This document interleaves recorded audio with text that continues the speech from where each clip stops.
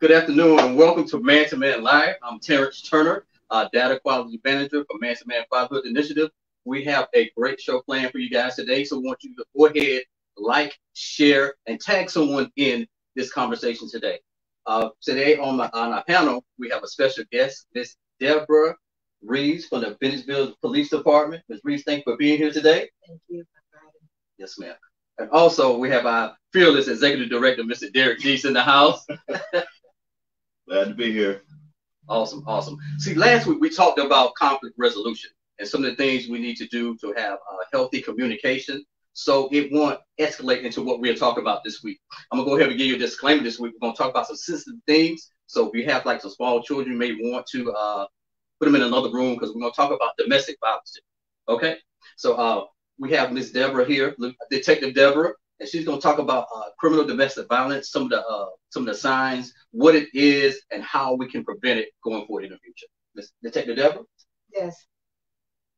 Hey, my name is Detective Reeves. Like you said, I work for the Phoenixville Police Department, and I work with victims of crime and domestic violence.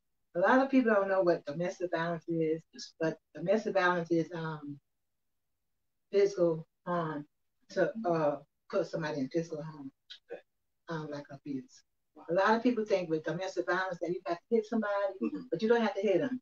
As long as they say that they're in fear of their life, that's domestic violence. Wow. So let me make sure we underscore that. So you do not have to actually hit someone for it to be considered domestic violence. No, sir. Wow. Okay. They say they're in fear of their life, that's part of domestic violence. Wow. Thank you. And with domestic violence, it's like family members. Like a few years ago, it used to be mother, father, brother, sister, whatever. But now, domestic violence constitutes is boyfriend, girlfriend living together. Okay. They don't live together. They have a child in common. Okay. Husband and wife. Okay. Ex-husband and wife. Wow. Say like you and your wife get divorced. You see her someplace and you jump on her, even though you're divorced, that's still gonna be domestic violence. Wow. Wow. That is some great information because even married couples can have domestic violence charged for domestic. And boyfriend and girlfriend. Boyfriend and girlfriend as well. Have to live together or have a child in common. Wow. Wow. Wow.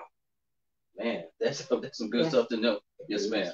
Yes, ma'am. What are some other things that you would kind of want to share with our audience about the criminal domestic violence? With well, our officers, they're trained to go on course for domestic violence. With the police academy, we had to have so many hours a year, unless we lose our certification, and we take police anymore. So we have to go through training. Then all through the year, we have different groups over for Columbia giving classes on domestic violence also. Wow. So like I said, when our officers go on the scene, they know to do, they know how to take pictures, they know how to separate the victims, the male and the females. Right. Sometimes we have dual arrests, sometimes we don't when they can't pinpoint who's the primary aggressor. Okay. So when they go to court, they handle that. Okay. One thing that struck out to me as we were having a conversation off camera, you said like when you're called to somebody's house or resident about domestic violence, you guys have to make an arrest. Yes. Okay. Can you talk about that a little bit? Okay. Before a few years ago, what happens like somebody called male or female call about domestic violence, and then the law enforcement tell them they would have to go to the city judge to get a warrant instead of the officer. But what been happening when they go through their warrant, then they drop it, and then something happened. So like I said, we mandate to do a warrant for domestic violence. Wow. That's how it's in the whole state of South Carolina. Wow. Okay. And we have a high rate of domestic violence in the state of South Carolina. Because one time we ranked, I think, number 3 in the nation. Okay. South Carolina's number 3 in the nation. It was in the nation. They didn't do the things for this year yet. But last year we were 3rd in the nation. The CDB homicides. Oh, good. That's what men killing women and women killing men. Wow. So women's not only victims of domestic violence, we got men too. There are men that can be victims of domestic violence. Wow. Another question that we talked about, we were talking about, that's a good segue, we were talking about men. And sometimes men experience domestic violence, but they don't report. They don't report it. We have a few, maybe about 1 out of 10 might report it because I think it's a male ego that they don't want nobody to know that a woman's beating on them. Wow. Because like a lot of times now you have a lot of women beating up on men, and then I think probably last year we had like one homicide CDV where the female killed the male. Wow, wow, wow. It's unfortunate. So we want to make sure that we're educated, and men, if you're being, or being attacked or you're being abused for domestic violence, make sure you're saying something. Reach out to us. Let's get you some help, because it does have to end in a homicide. That's way too much. That's sobering to hear that South Carolina is like third in the nation. And another thing you were telling me, you guys get about 3 calls per week here in the city of Bennettsville? Yes, in the city of for domestic violence. Wow, wow. What do you think, Detective? What do you think some of those causes are? What do you think that stems from? I can't say it's the kind. Yeah. Because domestic violence been here for a long time. Yes, sir. And you really can't blame it on the alcohol and drugs. Wow, wow. It's mostly power and control. Power and control. Over somebody. Whoa. That's what I think. Wow. But like, you have like Man to Man now. You have PD Coalition. Yes, ma'am. Once we have a victim, we talking about PD Coalition, about order of protection. Okay. And order of protection, it's like where the subject can be with the victim around the victim. Mm-hmm. In the whole state of South Carolina, you go to Canada, Hawaii, all the protection is still in effect. Wow. Okay. So that's good. That is really good. Also, we talked about the effects on the children that experience that as well. Okay. A lot of times when officers go on call and their child there, right, and they'll talk to the child too. Okay. But then they're put in the incident report about that it was children involved, and they witnessed the assault on the mother or either the father. They send a copy to DSS. Okay. DSS come out, talk to the male or the female, and then they like interview the kids, and they have counseling for the kids, which we have sober application. What we'll pay for counseling. Okay. Wow. You have to pay for the counseling. Okay. Yeah, the sober pay for it. Okay. They don't have to pay for it. The parents. Wow. So it's free. Yeah, and then DSS have counseling also. Okay. For the children. Okay. I want to bring our Executive David Deese in on as well, because I know he does counseling as well for domestic violence cases and some of the things that you have experienced and some of your expertise on that as well. So. Actually, I would like to basically piggyback on what you just said about power and control. She's absolutely right. Some people feel as though the way they can maintain power or achieve power is by physically exerting themselves over that individual. So if I use my strength and my power and my might, then I have control of the situation. And sometimes insecurity factors into that. If you have a person that's insecure with the person that they're with, and they feel that the relationship is going to break up, or the person is going to leave, or the person has a freedom, sometimes they will exalt their might, and just, you're not going anywhere, you're not doing anything, or who are you on the phone with? And you'll be surprised how many episodes escalate because even people being on Facebook. Wow. Yeah. That's true. Wow. Then on Facebook, who liked your picture? Who is that? And a problem can escalate just off something like that because you feel like you're losing power. Wow. And cell phones. Yeah. A lot of domestic violence be about cell phones. He's going on her cell phone, putting up stuff, but she's going on his cell phone. Absolutely. Absolutely. And that's a lack of power. If you feel like I don't have control of this person because this person is out of my reach, or they have their phone, and who are you texting, who you've been talking to, and who sent you a text message, that can turn into some physical altercation. Wow. Because if you're not achieving the answer you want, then it turns to threats. And like you said, it don't have to get physical. It can be verbal threats of danger. And then it escalates to danger and physical turmoil because of power. Like she said, text, Facebook, social media, Twitter, all those things are ways people can communicate now. The internet, you can communicate with so many people. The world is kind of, internet made the world small. Right. It used to be just physical contact. Now you can text someone, or you can go on Facebook now and talk to anybody all over the world. Now you have Facebook Live, Facebook cameras, where you can just go on Facebook and you can virtually talk to someone. So some people virtually communicate with someone. Let's say it's someone you graduated with years ago. You hadn't seen in a long time. They like your picture. Haven't seen you in years. Okay, but your significant other's like, who is that? Yeah. And that turns into, well, that person liked your picture. Why did you respond back? How long have you liked them? And if it's something like, well, I don't know, they hadn't seen me in years. That's not what I was asking. Why are you ignoring me? And next thing you know, you got a big problem, you know, because of communication, because it's a loss of power. I can't control who that person talks to, who that person listens to, who that person maybe befriends. I want you to unfriend them. You don't unfriend them. I'm losing power. Wow. So she's absolutely right. She says power and control. That the only thing alcohol does is exacerbates what's already there. You know, so if I already have these issues, then the alcohol is going to take it to another level. But she's right. It doesn't come from that alcohol. It comes from that person's own insecurities that they have not already dealt with. Wow. And I'm hearing a lack of trust as well. Does that play a part in that? A lack of trust, intimidation. Don't want you to be around your family. Don't want you to have any friends. Some of them don't want you to work. They just want you to stay in the house, have a camera on the outside to make sure you don't go anywhere. My goodness. Wow. You guys are educating me today. So. She's absolutely right. Wow. But it's help out there. That's kind of always tell my victims about PD Coalition. Get rid of PD Coalition. Some do and some don't. Because PD Coalition, man, they're a big help. Yes, and they start to do the man. That's right. You're absolutely right. A few years ago, I was involved in a domestic situation, and it was a lady from PD Coalition, Nancy Joe, Tracy, and I seen an ad in the paper, Marlboro House, about PD Coalition. If you need to talk to somebody, you can. And I went to her, and she was real good. I mean, she helped me get an order of protection, got in the house, she got me right to legal aid, and I appreciated everything she did. Wow. She was a doll, baby. I remember this Nancy Joe Bracelet. I used to work for PD Coalition many years ago. She was one of the coordinators in Venezuela that I met years ago. Many years ago, I was dealing with a situation. I remember going to her and sitting down talking to her. And she had this personality about her. She was like a grandma too. Wow. Yeah. She would just give you an honest discussion and same time give you advice.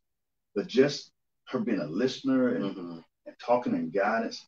It was she was very, we need more people like her. Yes, I never knew about her. I seen it. Nobody never told me about PD Coalition. So I seen it in the newspaper. Then I called her up and she said, come talk to me. And then I started going to her sessions with other women. And it built up my self-esteem. Wow. And I said, this lady trying to help me. So I need to try to help myself. That's come with a lot of my victims. I don't tell them to leave it. I don't tell them to stay. I let them make that choice themselves. That's right. Yeah, I'm here to protect and serve. That's right. And that's my job, protect and serve. But I still let them decide they're going to stay or leave. That's right. Wow. She's absolutely. I was thinking about something a lot of times with domestic violence. Why some people stay is because they go through what you call the honeymoon phase. You made me do this to you. Baby, I love you. I never do this again. Buy the flowers, take out the eat. I can feel it. Exactly. I can tell you that. Exactly. That's a perfect example. Wow. And next thing you know, back again. But sometimes the perpetrator always blames the victim for making them. Wow. If you wouldn't have did this, I wouldn't have did this. But every time you go on Facebook and I see people liking your photo, I don't like it. Why are you on Facebook? You keep causing me you keep making me jealous because you hadn't disconnected your page yet. Or when we go places, people come and having conversation with you. I don't like that. You keep making me hit you. You keep making me shove you. I don't. Why do you keep making me do this to you? Wow. Blaming the victim. Blaming the victim. Wow. Wow. Oh, man. Sometimes a victim, people say, well, they're the perfect couple because they see you doing this on the outside, on the outside, but they'll never know what's going on in somebody's house. That's right. In their lives. That's right. Wow. My dad said years ago, walls could only talk. Yes, sir. Yeah. Yeah.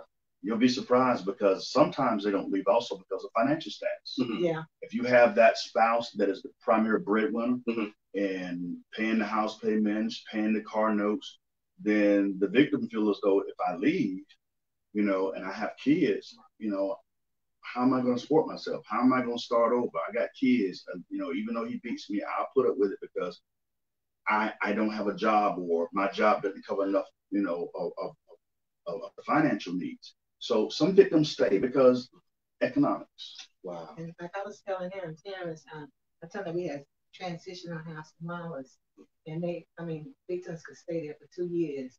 Like I said, if you have a GED, they have to get a GED. If you have a driver license, you need to go to tech or something like that. Right. You learn computers or something, they help you with that. They have a bus, pick up the kids, take them to school. You need to go shop and take you there. And like I said, you stay there 2 years rent free. They have food there. I mean, nice. It's a nice place. You ever been there before? Oh yeah, man. Y'all need to hear this. Everybody needs to hear this right here. A lot of people think they don't have a place to go. That's right. Victims, but you can go there. And also, like I said, you still have SC Band. Like you need to get out of the state, they will give you a ticket. You get to the state, but you need to go to it. Don't cost you nothing. Wow. So what I'm hearing, you don't have to suffer in silence. No, it's a lot of there are a lot of resources out there, right? So I want you guys to really pay attention to that. There are resources for you out there, so you don't have to stay in a situation where you may stay because of economics. So we have resources out there. Another thing I want to bring up, a thought came to my mind. I think it was from Maya Angelou. So if it's not her, please forget. It said, when somebody shows you who they are the first time, believe them. So if they hit you the first time, it's going to happen again. It's going to happen. Would you guys agree with that statement? I do. Absolutely. Absolutely. And sometimes what happens is we're so caught up in an individual, once they hit us, the victim begins to blame themselves. Well, maybe I should have did this, or maybe I shouldn't have wore this. Maybe I should have stopped them from calling me, because maybe I caused myself to do this. And so when the person comes back in the honeymoon, baby, I'm sorry. You know, I'm nothing without you. And some of them use one of the cycles in there is that they will use like intimidation threats, even threaten to harm themselves. If you leave me, I'll kill myself. Oh, wow. You know, and so the victim don't want to bear the guilt. Maybe that person will kill themselves in that violation. So they will stay and suffer in silence because they don't want to cause further damage. Even your animals. We had cases where this lady, she had a horse, a favorite horse. And he killed the horse. Wow. And make her stay. But like I said about Argentina, remember how she started running? You just got to keep on running. Once you get out, have all your stuff together, the secret place, you know, like money, Social Security cards, birth certificates and stuff, just have all that. And once you get out, you start running, keep on running. Keep going. Until you get some. Wow. And there, like she said, there's help, because some victims may feel as though that if I leave, he's going to find me, or he's going to, or some may say, I want my kids to have a father in their life, or I want my kids to have a mother in their life. So that's the only reason why I didn't go and press charges or different things, because I don't want that to happen. Not realizing that you're hurting your kids psychologically. I'm saying what's going on. And sometimes you have a man, you know, beat you in front of their children. Sometimes their children grow up to be abusive to their husband and wife also. Wow, that was the next question I was going to go to. I was going to ask you. No, but that's good. That's really good. That's because right. We deal with parents, and we deal with children as well. So we got to realize it's not only affecting that person, but how is it affecting that child? What am I modeling in front of that child? So that's great when you say they can grow up and they repeat that same type of behavior that they seen growing up as well. Wow. It can become the norm. Yeah. They say, well, this is what relationships about. When you get mad, you fight, throw punches. You know, you patch up your injuries, and you're back to dating again. Wow. Some people, that's a normal cycle. It's become so a dysfunctional norm that some females and some males don't feel as though they're in a real relationship unless you fight every now and then. Wow. And that's very thinking. Wow. Like love is, and some make songs, love is pain. You know, if you ain't fighting, you know, the makeup, you know, is part of the breakup. You know, we fight, but then we do makeup love. Makeup love, you know. Yeah, we thought, oh, he crazy over me. Yeah, child, he crazy over me. He went fool when he thought I was gonna leave. I mean, they would actually act like that. Wow. Or the guy brags, man, she busted window in my car, man, she crazy, but I love her. Yeah. You know, all kinds of stuff, because they've seen it so much until they have normalized this as this is part of what a relationship is. Wow. And my point is, the leaving part, you gotta take a chance sometimes, because you gotta think, if you stay, he might kill you.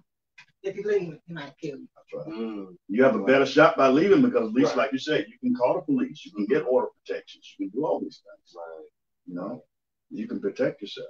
Yeah, order protection is good to have in place. Sometimes to perpetrator is just a paper. Yeah, that's right. Because females have had order protection and males too, and something still wind up happening to them. Well, like I said, it's good all over the United States, like I said, Puerto Rico, Alaska, all over. And one thing about oil protection, once you get one, it's into NCIC. Oh, good. And so it's going all over. Okay. About you have an order protection against that person. Just in case that person try to follow you wherever you're at. Okay. Wherever you go. Wow. There's a violation. He violated, he go back to court. And it's a good paper trail. Let's say if he puts you in a situation where you have to defend yourself, and something happens, you have that paper trail showing that you've been trying to avoid this person that's been stalking you and doing all these things. Yeah, because that's just like if you have an order of protection against somebody, and say you go to Walmart and that person, male or female, come in here, and you call 911, police come out, he's arrested because he can't be around you at all with an order of protection. He's supposed to leave or she's supposed to leave. When they walk into that building and see you, it's supposed to leave out the building. Wow, that's good to know. That's good to know. Absolutely. Wow, this has been a very educational piece today. I learned a lot. I hope you guys are learning a lot. Make sure you continue to share, like, and tag.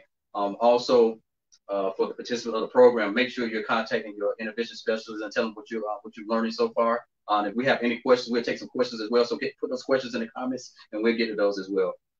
Any other things you guys want to add about domestic? I mean, we talked about criminal domestic violence so much and some real life examples. This has been very educational. Any other advice that you guys want to give out?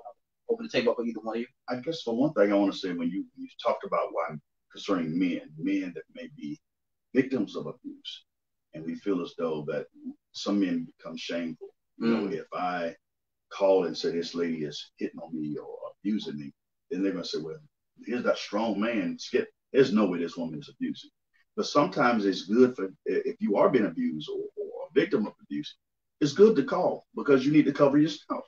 Because let's say perhaps you've had incidents where she's cutting the tires on your car, or getting mad because you answered your phone and it was maybe someone that she accused you of. She starts scratching you all on her face, or you wake up and she's hitting on you and you go to push her off and she falls.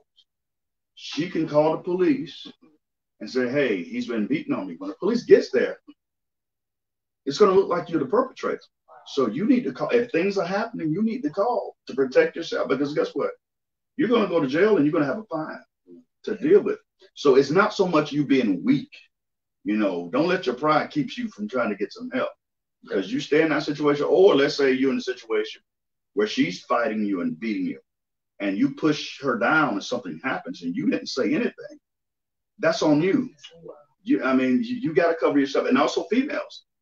I don't care how much you have an image, because you have women that have an image. I don't care if you're first lady of the church or you are part of this or part of that, and you get that status in the community. I don't want to report that my husband's been abusing me, because that's gonna jeopardize our good looks we have, our reputation. You know, we together. You have to lay down the line. Your safety comes first. You know, at the end of the day, you rather have that status and be dead, or endure somewhere I had to get out of this and still be alive. You know, so have a paper trail. Have a paper trail. You know, every time he does something, you know, that's a threat in your life, document. Go to the police station. Let them know what's going on. So if it ever escalates, you have a paper trail, because men can lie too. Men can say, hey, you know, she's been abusing me. So you're going to lead it to somebody else to try to decide who's telling the truth, because you haven't been doing a paper trail. So it's sometimes pride, ego, fear, sometimes fear of reputation. I don't want people to see us like this because we're supposed to be the perfect couple. You know, community see us and we out here like this. But you got to take care of yourself. If you don't, you'll put yourself in a situation that your kids would think this is normalization. Wow. Another thing, are there different levels of CDV violations? Can you guys speak to that, or the different levels about that? Okay, you have CDV third. Okay. That's like pushing, shoving, putting somebody in fear. Okay. Okay. Gotta be misdemeanor. Okay. But it's still go to general session. Before you used to go to national court, the city court. But then you have CDV 2. Okay. Okay. Once you get charged with CDV first, you have another CDV. That's gonna go to CDV second. Okay. Plus it depends on the injuries. Okay. Then you have a CDV third. You already had 1 and 2. So then you're gonna have a third one. That go to general sessions. Then you have a CDV of a high and aggravated nature that could death, disfiguration of your body. You have people that throw gas and strike a mattress up in your face. You have people, you don't have to have a knife or gun. You can hit somebody with a car. That's aggravated. Wow. The CDB third, if the person is pregnant, female pregnant, that could be third offense. Wow. If children are present, that could be second offense. It goes to steps. So it'd be the highest one is CDB, assault and battery, high and aggravated. CDB third, CDB second, CDB first. Wow. The third is the least amount. All they go to general sessions. And it says to the solicitor, they can put you in pre-trial interdiction. They can see in the anger management. You can't get a sponge off your record. You know, if you go through the anger management and PTI, get a sponge off your record. But once you get a record for CDB, you usually stay on there 10 years. And you can't own a gun. That's right. Cannot own a gun. That's wow. Right. If you get a CDB charge. Wow. That's right. Wow. So again, you want to make sure, you know, that you're really having good communication, healthy relationships, because you don't know the consequences of certain actions. And like the detective said, it doesn't necessarily have to be physical. It can be verbal, putting somebody in threat of their life. That's right. Or intimidating. Yeah, and she said something very important. You have situations where the perpetrator doesn't even want the victim to go to work, making her quit her job, because especially if men work there, and looking at the phone. Okay, looking at the watch, like, okay, you get off at 3 o'clock. You didn't get here at 3:30. Where you been? It don't take number 10 minutes to get home. She stopped by the grocery store. She may have stopped by her mother's house or at the gas station. But they literally keeping time, checking the odometer. Wow. To see how far you've been traveling. Yeah. There's so many things. Some even put cameras on the car. Wow. You know, to know how, or putting tape recorders in the cars. And even you have tape recorders that are activated by sound. So there's different things. So I will say that if you know you have those tendencies for domestic violence, go ahead and get some counseling. Because one thing about anger, once anger takes control of you, it's going to take you farther than what you want to go. So it's important, from what I'm hearing, to recognize the signs.